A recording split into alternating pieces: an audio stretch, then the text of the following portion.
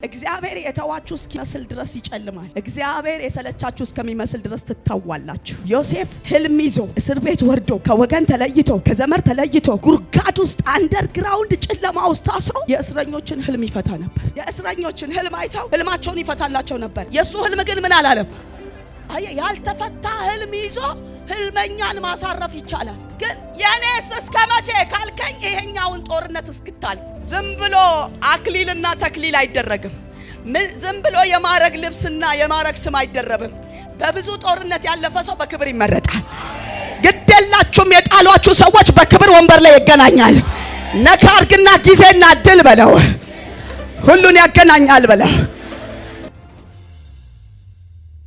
የዘገየ ጸሎት፣ የተረሳ ጸሎት፣ አይረባም የተባለ ሰው፣ በአድመኝነት ጉርጋድ የተወረወረ ሰው በክብር ወንበር ተቀምጦ እንደሚገኝ ዛሬ ምሽት እግዚአብሔር እፈርዳለሁ ብሎኛል። አጂና ታኪያላዶስ ሰባያ ኪያፖስ እስኪ ነካ አርግና የፍርድ ምሽት ነው በለው። ይፈረድልሃል በለው። ግዴለህም ይፈረድልሃል በለው። ኢየሱስ ጌታ ነው። ደስ ያለው እስኪ እልልታ ጭብጨባ።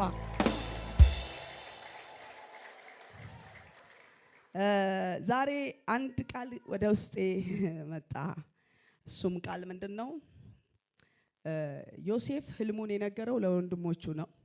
የሰሙት ወንድሞቹ ናቸው።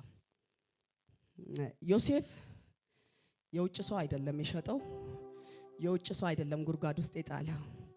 ህልሙን የነገረው ለወንድሞቹ ነው። የጣሉትም ወንድሞቹ ናቸው፣ የሸጡትም ወንድሞቹ ናቸው። ለምን ብትል ርቀቱን ነገራቸው። የቱ ጋር እንደሚሄድ እስኬት ድረስ እንደሚሄድ ዮሴፍ ነገራቸው። በጣም የሚገርመው ደግሞ ከህልሙ በላይ መጽሐፍ ሲናገር ዮሴፍ ትንሹ የፍሬ ዛፍ ነው ይላል። ትንሹ የፍሬ ዛፍ ግን ምን አስቸግሮታል? ቀስተኞች አስቸግሮታል። ህልምህን ከነገርክ መጣልህን እንዳትረሳ። ራእይህን ከነገርክ የሚገሉ ሰዎች አጠገብህ ናቸው። እና በምንም ሁኔታ ውስጥ ያላችሁ ሰዎች የውጭ ሰው አይደለም እናንተን እያሳደዳችሁ ያለው፣ ህልምህን የነገርከው ሰው ነው። ይጣልህ እንጂ ግብህን ያየዋል። ዮሴፍ ቢሸጥም ቢወረወርም ከህልሙ እንዳላስቆሙት ህልመኛ አጭር ሳይሆን ረጅም እንደሚያይ እይታውን ሊቀይሩ ቢያስጨንቁትም ከእይታቸው እይታው ስለበለጠ ከነሱ ግፊያ ጥሪው ስለበለጠ እየተወረወረ ይገባታል።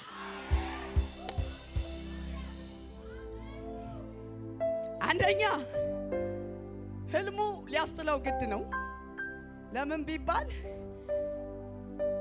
ቅቤ እንዴት አናት ላይ ልትወጪ ቻልሽ ስትባል መጀመሪያ ታልቤ አለች፣ ተመልሳ ረግቼ አለች። ከተረጋው በኋላ ረጋ ባልኩበት ሰዓት ደግሞ ተገፍቼ አለች። ገፍተውኝ ወሰዱና አናታቸው ላይ ያስቀመጡኝ አለች። ራእይ ካለ ትገፋለህ፣ ራእይ ካለ ትነካለህ፣ ራእይ ካለ በውሸት ትሸጣለህ። መጨረሻው ግን ቤተ መንግስት ይሆናል። አጂታ ሶቶኮ ፖርዲካፖስ ይኸውልህ፣ ባለ ራእይ በደንብ ይዋረዳል፣ በደንብ ይጣላል፣ በደንብ ይተቻል፣ በደንብ ይሰደባል። ለምን ብትለኝ ራእዩን አይቶታል፣ ነገራቸው ምን እንዳለው፣ ግን መጨረሻውን አልነገራቸውም። መጀመሪያውን ግን ያየውን ጉዳይ ነገራቸው። የእናንተ ነዶ ለኔ ነዶ ሲሰግድ አይቻለሁ። እንደሚሰግዱ ነግሯቸዋል። እንደሚያሰግዳቸው ግን አላወቁም። እሱ ባለ ራእዩ ራሱን ምን አላለም? አላወቀም። ዮሴፍ ይሸጥ እንጂ ወዴት እንደሚሸጥ አያውቅም።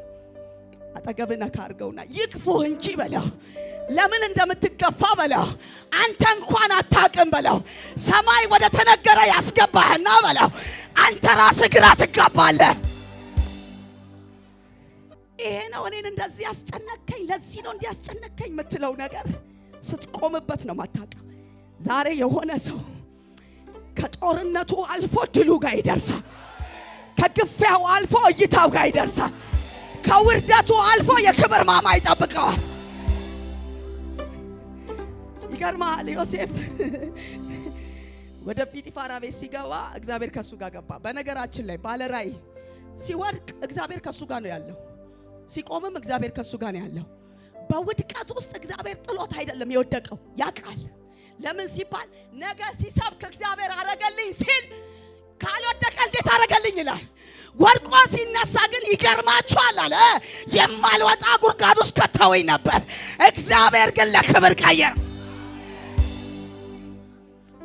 እንዳልወጣ አድርገው መጀመሪያ ዮሴፍን ጉድጓድ ነው የጣሉት። ከጉድጓድ አወጡና ለእስማኤላውያን ሸጡት። እስማኤላውያን ሲሸጡት እግዚአብሔር የማይታወቅበት አንዳንድ ቦታ ክብር ይዛችሁ ውርደት ቦታ የቆማችሁ ሰዎች፣ እግዚአብሔር ተናግሯችሁ ወርዳችሁ ያላችሁ ሰዎች ግድ የለህም፣ እነዛ ሰዎች እጅ ላይ ይወድቃሉ። ከዛስ ዮሴፍ የገባው ንጉሥ ቤት ነው፣ ግን እግዚአብሔር አይታወቅም። የሚመለክ ጣዖት አለ። ዮሴፍ ጣዖቱንም ይወለውላል።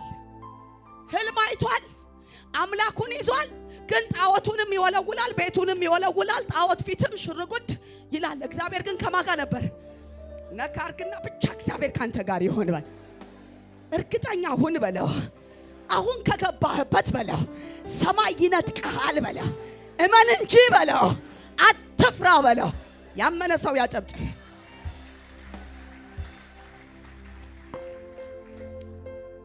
በነገራችን ላይ ባለ ራእይ ከሆንክ ከፊት ያለውን ጉድጓድ እንዴት እንደምትሻገር አስብ እንጂ ጉድጓዱን ፈርተ አቋራጭ እንዳትወጣ። ያንተ ስኬት ያለው ጉድጓዱን በማሸነፍ ውስጥ ነው። ያንተ ጀግንነት ያለው ጉድጓዱን በማሸነፍ ውስጥ ነው። ችግርን አልጋፈጥም ብለ አቋራጭ አትግባ። ችግርን አልጋፈጥም ብለ ጓደኛ አታማክር። ችግርን ለመጋፈጥ ስትጋፈጠው እግዚአብሔር ችግሩን ካንተ በታች ዝቅ ያደርገዋል። በነገራችን ላይ እግዚአብሔር የተዋችሁ እስኪመስል ድረስ ይጨልማል። እግዚአብሔር የሰለቻችሁ እስከሚመስል ድረስ ትታዋላችሁ። ዮሴፍ ህልም ይዞ እስር ቤት ወርዶ ከወገን ተለይቶ ከዘመር ተለይቶ ጉድጓድ ውስጥ አንደርግራውንድ ጨለማ ውስጥ ታስሮ የእስረኞችን ህልም ይፈታ ነበር። የእስረኞችን ህልም አይተው ህልማቸውን ይፈታላቸው ነበር። አንተ ትፈታለህ፣ ንግስና ወደ ቀደመው ቦታ ትመለሳለህ፣ አንተ ግን ትሞታለህ ብሎ ህልም ይፈታ ነበር። የሱ ህልም ግን ምን አላለም? ቅዱሳን የሱ ህልም ምን አላለም? ያልተፈታ ህልም ይዞ ህልመኛን ማሳረፍ ይቻላል። ግን የኔስ እስከ መቼ ካልከኝ ይሄኛውን ጦርነት እስክታልፍ ዝም ብሎ አክሊልና ተክሊል አይደረግም። ዝም ብሎ የማረግ ልብስና የማረግ ስም አይደረብም። በብዙ ጦርነት ያለፈ ሰው በክብር ይመረጣል። ግዴላችሁም የጣሏችሁ ሰዎች በክብር ወንበር ላይ ይገናኛል። ነካርግና ጊዜና ድል በለው፣ ሁሉን ያገናኛል በለው። ግዴለህም ጊዜና ድል በለው፣ ሁሉን ያገናኛል በለ። እኔ ይሄንን መልእክት ሁሌ የምወድበት ምክንያት መክብብ 9:11ን በጣም ነው የምወደው። ለምን እንደምወደው ታውቃላችሁ? በጣም የምወድበት ምክንያት ዮሴፍን የሸጡት ወንድሞቹ ናቸው። እህል ሊለምኑ የመጡት ወንድሞቹ ናቸው። ዮሴፍን ወደ ግብጽ የሸኙት እነሱ ናቸው። ወደ ግብጽ እህል ልመናም የመጡት ሽመታም የመጡት ተርበው የመጡት እነማን ናቸው? ስለዚህ ጊዜና እድል አላገናኘም።